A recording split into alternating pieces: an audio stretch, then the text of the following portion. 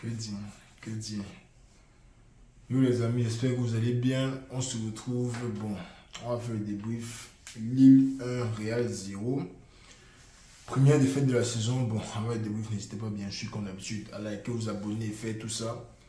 On va faire le débrief du match. Bon, où est-ce que je commence? Est-ce que je commence par le début? Est-ce que je commence par la fin?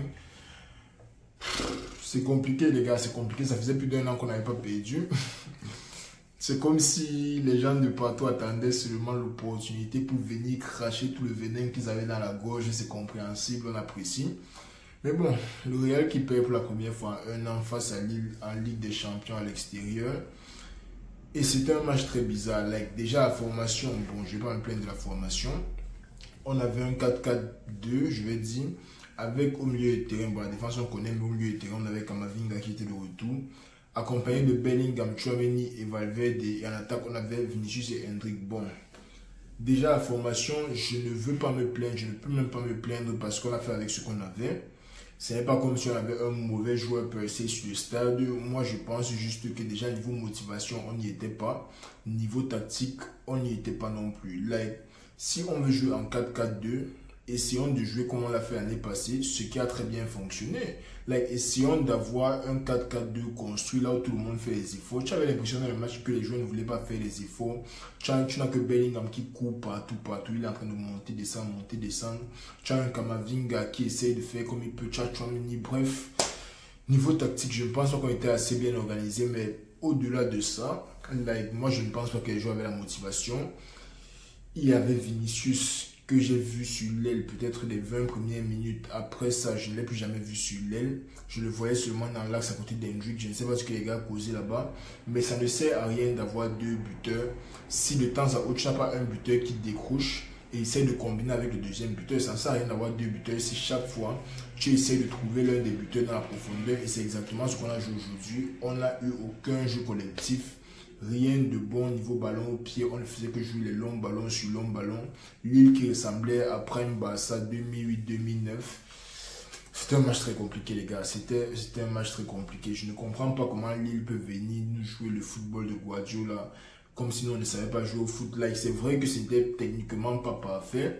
Mais l'envie qu'ils ont mis dans le match, c'est compréhensible vu que c'est un match contre le Real. Je pense que c'est la première partie officielle contre Lille. Les gars étaient chauds, ils étaient bouillants, mais l'envie qu'ils ont mis dans le match, le ailier droit là, j'ai oublié son nom, on a dit qu'il était de quel pays là. Le gars est venu, mais le gars nous a fatigué, mon gars. Le gars nous a fatigué. Et maintenant, en plus de tout ça, on encaisse encore un penalty tellement idiot. Je n'ai pas ma soeur ici dit qu'il n'y a pas penalty. Là, il y avait clairement penalty. Mais le penalty est venu de la façon la plus idiote. Et quand tu vois la physionomie du match, pour l'une des rares fois en tant que fan du Real, à la 70e, 75e minute, je me suis dit que ça, ce n'est pas notre match. Like, moi, de tous les fans du Real que je connais, je pense que je suis toujours celui qui croit le plus à la remontada, à la victoire, au but de la dernière seconde, que ce soit pour arracher le nul, pour arracher la victoire. Sur le match d'aujourd'hui, là, moi, j'ai clairement vu que ça n'allait pas arriver. Like, ça ne pouvait pas arriver. Même quand tu vois les occasions qu'on a eues à la fin du match, les trucs qu'on rate, les sauvetages sur la ligne, tu comprends juste que ce n'était pas notre match. Ce n'était juste pas notre match. Et les Lillois qui sont venus, ils ont fait un bon match. Très posé, très concentré, très ordonné.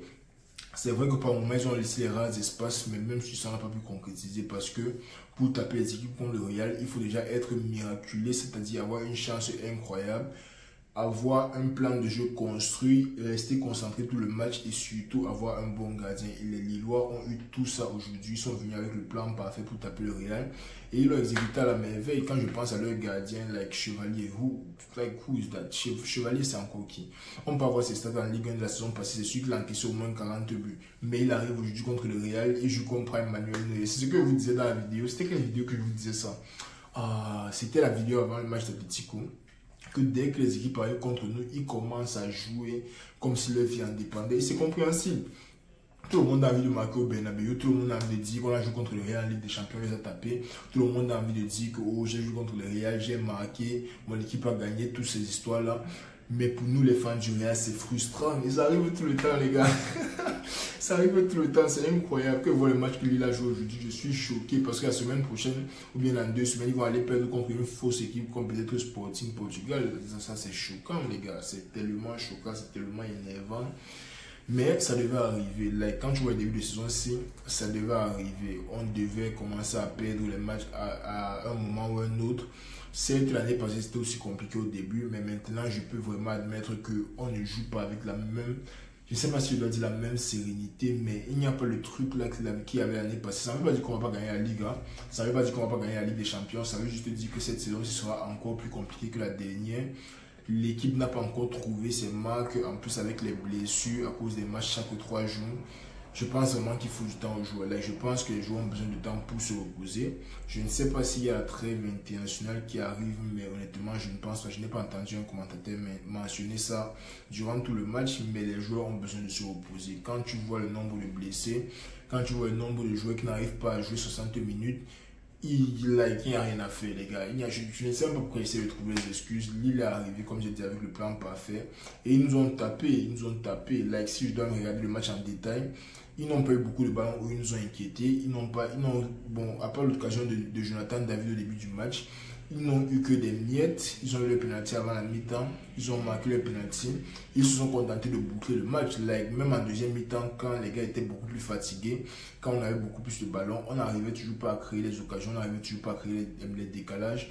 Toutes nos occasions sont littéralement venues dans les 10 dernières minutes. Et je ne comprends toujours pas pourquoi Vinicius était autant dans l'axe. Like, moi, je me dis qu'un Vinicius sur le côté aurait quand même permis de tirer un peu plus le bloc. Mais quand tu as 8 joueurs devant toi, 100 joueurs excentrés, like, quand tu as Ferland Mendy d'un côté et Carvalho de l'autre, ok, Carvalho, lui, c'est centré au moins.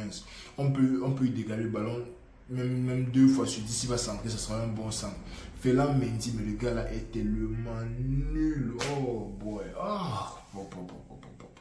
Ferland Mendy a joué, c'était quoi?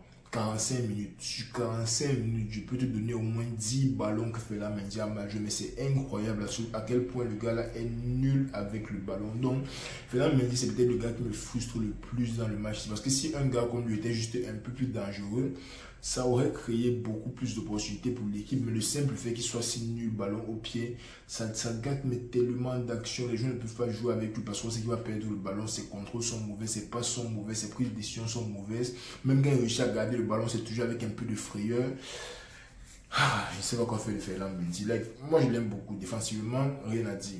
Mais dans les matchs, là où on a besoin, là où on sent que quelque chose ne va pas, il ne peut pas avoir un apport positif dans le stade. Et ça fait, c'est comme si c'est un poste offensivement que tu as seulement pris, tu as jeté à la poubelle.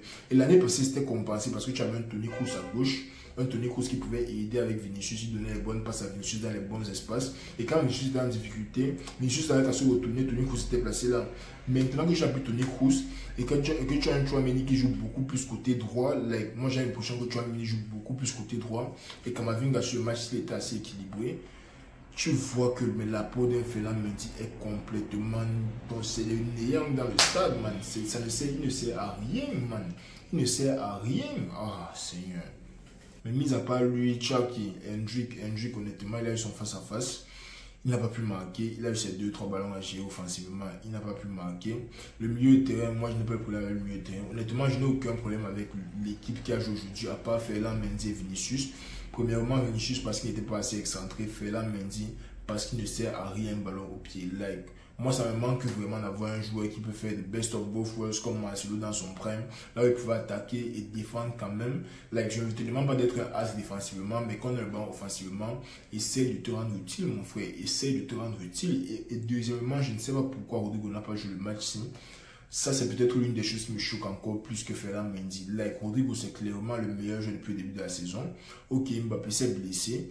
Pourquoi c'est aujourd'hui que tu viens de donner sa chance à Hendrick? Like, il y a un match qui arrive le week-end. Attends le week-end, tu donnes à Hendrick son temps. Il va jouer 60 minutes. Même s'il ne fout rien, on va marquer, on va gagner, mon frère. Pourquoi c'est en Ligue des Champions? Même si c'est contre Lille, même si c'est contre Brest, même si c'est contre Spartak Prague. Pourquoi c'est en Ligue des Champions que tu viens mettre Rodrigo sur le banc tout le match? Le gars n'a rien fait de mal. C'est l'un de nos meilleurs joueurs depuis le début de la saison.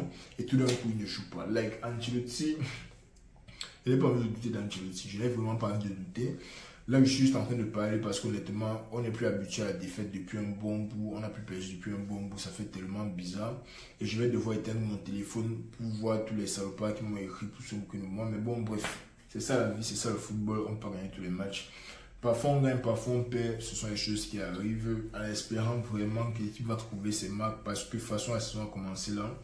On est déjà pratiquement 15 matchs dans la saison et je n'ai toujours pas une idée claire de ce qu'on doit faire pour se marquer les buts constamment. Alors certes, l'année passée c'était pareil, mais cette année il y a un peu plus d'expectations. Quand tu ajoutes un Mbappé dans l'équipe, like Bellingham, vous voyez qu'on ne demande même plus trop de lui, sachant qu'il y a les joueurs devant pour faire le job. Donc moi j'attends seulement voir si on va réussir à trouver nos marques.